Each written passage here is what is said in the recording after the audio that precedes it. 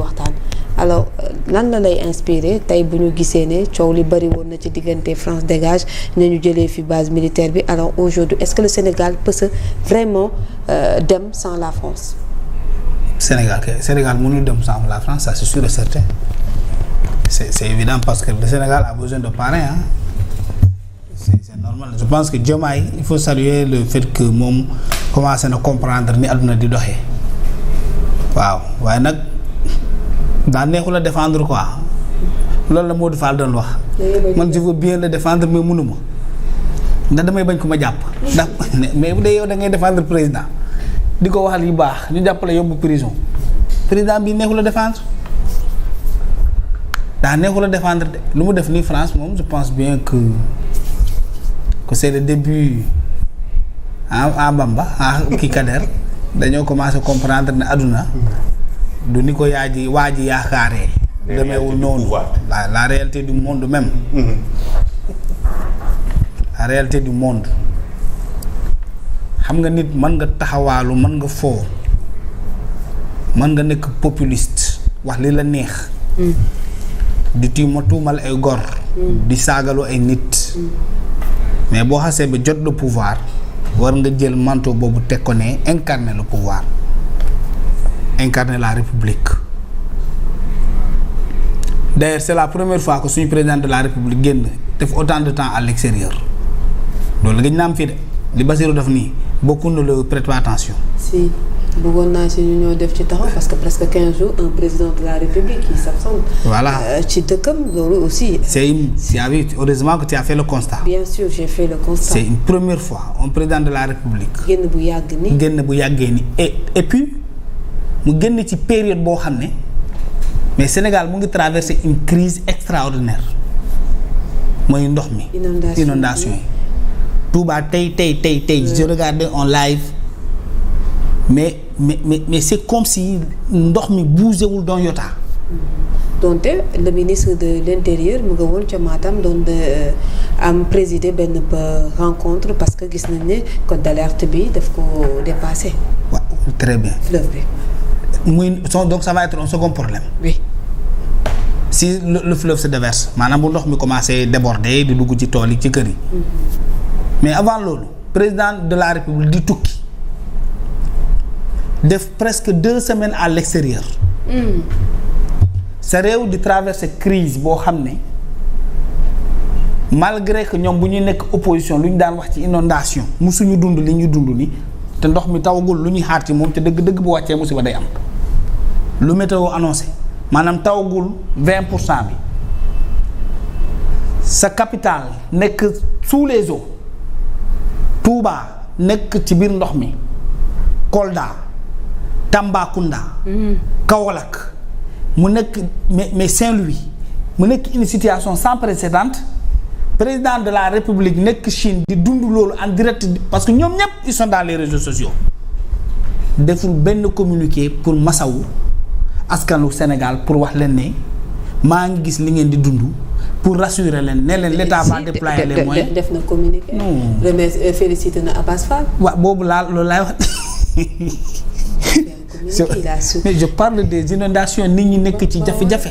Fatima deful communiquer pour wax nit ñi ne li ngeen di dund maa ngi koy gis malgré que je sois loin du pays que l'État du Sénégal dina mettre sur place des mesures d'urgence pour ce ne serait-ce que pour venir vous soutenir maanaam épauler leen dimbali leen taxaw leen ci jafe-jafe yi ngeen di def plan d'assistance sociale defu ko mais bu ñu jëlee Calais ñu def benn dictature def benn coup d'état mais lii kenn mësu ko gis président de la République ignoré lu askan wi di dund def benn communiqué di féliciter un coup d'état à la mairie de Dakar ville d'état mais mu nekk une situation extraordinaire mais loolu doy ko de au lieu que mu ñibbisi ce ne serait-ce que pour faire ici 2 jours duggut Ndakaaru wër dellu Touba dem ci dëkk yooyu nga xam ne c'est des zones inondées nit ñi ñàkk nañu seen dund ñàkk seen bétail di dund ay jafe-jafe di fa naan ci biir ndox yi ci kaw ndox mi nga ñëw constater loolu delluwaat mu ne déedéet loolu doyuma damay continuer di tambambaalu taxawaalu di wëndewu comme ni ko xale yi di wooye mu dem France mais bu jógee France fan lay jëmati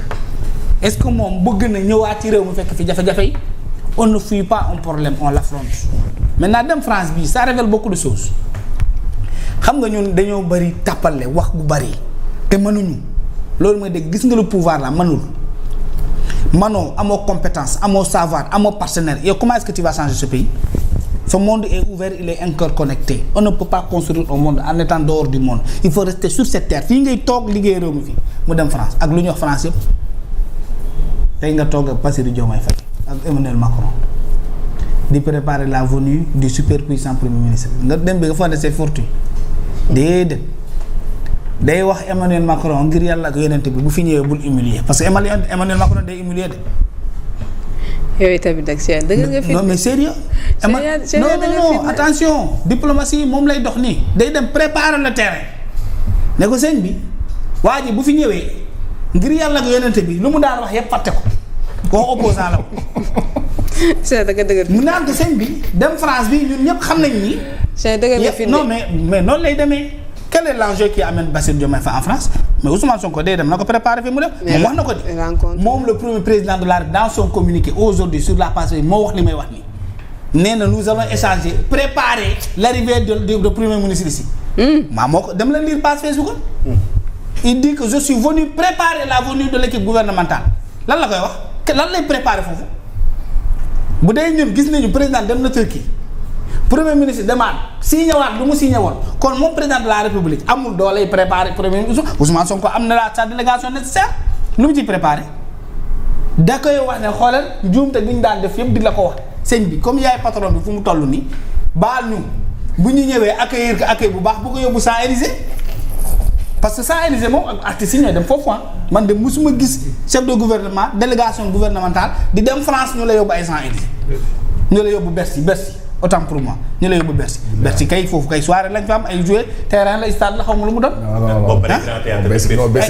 Bercy stade Arena Grand Théâtre Bercy. ma ne attends Bercy ma ne ñun Bercy luñ ci xam bamba noppi. Bercy Sénégal buñ ko tuddee pour musique la. Kandé suite musique la voilà après stade Arena. non Grand Théâtre Bercy. France daal gagne encore comme le FMI a gagné sur le Sénégal France encore qui gagne loolu mooy dëgg France en tout cas ñëwul de.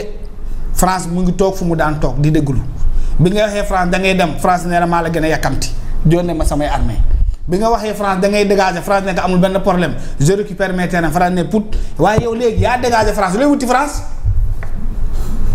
yow yaa dégager France yaa dàq France sa dëkk nga ne jëlal say kaaka dem génn France jël ay bagages dem looy wuti France. si vous êtes convoqué. si vous êtes cohérent. Vous êtes convoqué. Ah tu penses qu'ils ont été convoqués. Parce que Macron a été convoqué à Washington. Il faut mais il faut éviter de dire le mot convoqué. Non, soit tu dis invité parce que convoqué quand même non voilà c'est ça en fait parce que on peut pas convoquer un président aussi tam ci yenn kii. Ils ont été invités. Voilà. Attends, m'expliquer. Convoquer en situation de crise, c'est possible. Ouais. Washington a convoqué Macron et les dirigeants français à venir s'asseoir avec Trump. Parce qu'il y a une crise. Parce que crise dafa. dëgg la. C'est pas parce que vous avez le choix am nga sañ-sañu dem wala bañ a dem mais c'est da nga war a ñëw. pour régler un problème bien défini ponctuel ku nekk dellu ci ay sax et puis c'était pas que Macron les dirigeants français ñu ñëw toog ñu régler le problème et bi ñu ñëwee devant porte Trump dañoo toog pourquoi. rëyul ci ñoom mu rëy ci ñun français yi dafa bokkul wala compréhension yi ñoo bokkul on dit que Alassane Ouattara a convoqué le premier ministre mu def boum ñu ne pourquoi convoqué pourquoi mu jur fi coow lu dul jeex et pourtant ça n'a pas empêché après dem na fa dellu si waat dire que il est invité par rapport ak lan quel échange lan moom mooy valeur bi convoqué c'est-à-dire pour régler benn problème bu ponctuel bu concernant directement léegi nag est-ce que le Sénégal dafa nekk ci situation boo xam ne si ni dañ koy invité pour que mu ñëw toog pour échanger ci lan la France lan la am ci lu muy gagné tey pour inviter le Sénégal ci en matière d'échange lan la ñuy échanger ak moom quelqu'un qui vous dit génnal sama kër. mais qu'est-ce que tu racontes? Non attends génnal sama kër soxlaatuma la fi génnal sama kër France dégage sa ay militants ak say partis politiques ñëpp taxaw ñu la dégage. collaboration yu ñu lii relation yu ñu am yëpp ñu la génnal fii mais boo demee ba toog ba génn dëkk jàmbur mën nga ne ko d'accord maintenant je vous invite à venir ñu échanger. wax nga ko nii.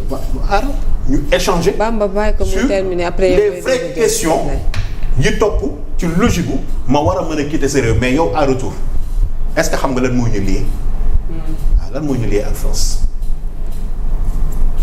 en matière ci échange bourse études formation sécurité finance li ñu lié ak moom yépp ak exploitation des mines ak nos ressources et autres est-ce que dafay jékki-jékki dagg les contrats tous ces contrats là est-ce que da nga koy dagg boo ko daggee lan moom mooy nekk les conséquences toutes ces questions mais boo koy lijjanti ki nga ko sekkal sa vis-à-vis ngay wax et le vis-à-vis de Macron c'est Diomaye léegi nag ces questions là bu koy lijjanti am na droit ñoom ñaar ñu toog waxtaan parce que nag depuis que le régime là mi ngi fi def nañ plus de sorties que recevoir des chefs d'État. Pourquoi depuis l'arrivée au régime ba léegi le Sénégal effectuewul visite officielle bu benn président de la République bu ñëw pour visite d'affaires on doit se poser la question lan moo xew pourquoi les pays de la CEDEAO nga xam ne seeni nii seen plateau d'affaires fii la woon au Sénégal pourquoi maintenant ils ne fréquentent plus le Sénégal lan moo xew on les invite plus ou ñoom ñoo bëggatul ñu inviter leen fa la ñoom ñoo ñëwatul pourquoi maintenant ñu am d'autres destinations. Alors sur la relation entre le Sénégal et la France bu ñu gisee tey ci ñaari dëkk yooyu donte avec l'actuel régime gis nañ ne peut-être amoon na ay rënk-rënk yu xamante ne doxoon na ci seen diggante des fois ñu daan gis tweet yu daan jukkee ci le premier ministre alors aujourd'hui bu ñu gisee président demaat fa tey jii pour am ay waxtaan yu ñu war a sekk ci diggante ñaari président yi alors est-ce que tey xel du jàpp ne wax dëgg yàlla ñu ngi ci commencé bëgg dellu si waat ci nañu meloon. mais Fatima dellu nañ ci bu yàgg. officiel non officiel dellu nañ ci. très bien. xam nga day ñaaw avaler ses vomis parfois. mënoo ko wax mënoo ko def da ngay passer outre rek jàll yaa xam noo koy masquer ba génn ci. mais boo ko mënta def publiquement ku ne xam na ni ku xaax ne ko lu ci topp. nañu yàlla jéggal ñii dañuy doog a xam réalité pouvoir lan la les relations. nga ne ko lan. non les relations dafa am lu mu laaj. fi nit jaar ba tabax ko ba Sénégal ak France fi ñu jaar ba egsi fii mënoo ñëw defeer ko ci benn moment benn régime benn temps mais ñaata Sénégalais ñoo nekk en France tey jii suñu politique économique sax boo xoolee ñi ko définir c'est la France suñu infrastructure yi gën a rëy ñi ko réaliser c'est la France suñu information ñi ko gën a détenir bu nekkul la France ak Sonatel ak ñi fi nekk kan la nos informations personnelles ñoom part bi ñu ci am est-ce que ñun am nañ ko ci les réseaux téléphoniques ñun lan lañ ci am les transactions transferts et autres lan lañ ci am donc benn moment il faut que ñu cohérent ñu dal ñun ak France mënuñu nekk ay noonu entre État République française ak bu Sénégal mënuñu nekk ay noonu il faut que ñu delloo si waat que le président dem fa man de naqari na ma ndax yàgg naa wax lii situation bu bizarre la président moo daan yebal premier ministre am mu dem préparer ko le terrain préparer ko les relations avec le ministre des Affaires étrangères préparer les contrats et conventions mais malheureusement lii c'est l'effet contraire mooy le président de la République moom mooy dem pour préparer le terrain à son premier ministre donc qui dirige ce pays. Très bien qui dirige ce pays on verra alors Bamba sur la question jëm ci wàllum relation France Sénégal alors gisoon nañ ne dafa xawoon ñagas ci diggante ñaari dëkk yi ndax déggoon nañ fi France dégage avec l'honorable député Guy Marius Sagna engagé woon gis nañ également ci bu mujj bi base militaire française yi jóge nañ fi et autres mais tey ñu ngi gis ne peut-être rapprochement muy amaat ci diggante ñaari réew yi. xam nga Fatima. àdduna dafay dox. àdduna day dox nga jóge ci xale jëm ci mag àdduna day dox nga jóge 2024 ñëw 2025 gis nga affiché Kaboy ba ñëpp gis Kaboy nga ñëw jouer Indo loolu dañ ko dépassé loolu jamono wees na ko ba ñu nekkee ñun booy yi dañ doon dem ci kër yi koñ séeréer yi yëmbal ñu ñuy tegal film mooy vidéo club Abu dañu doon affiché Kaboy ba ñu yaakaar ne film bu garaaw la ñuy teg bu ñëwee première partie Inde la ñuy may ba ñuy nelaw loolu jamono da ko weesu jamono dépassé na foofu addu bi nii gisoo kenn kuy opposé wu guerrier di métti lu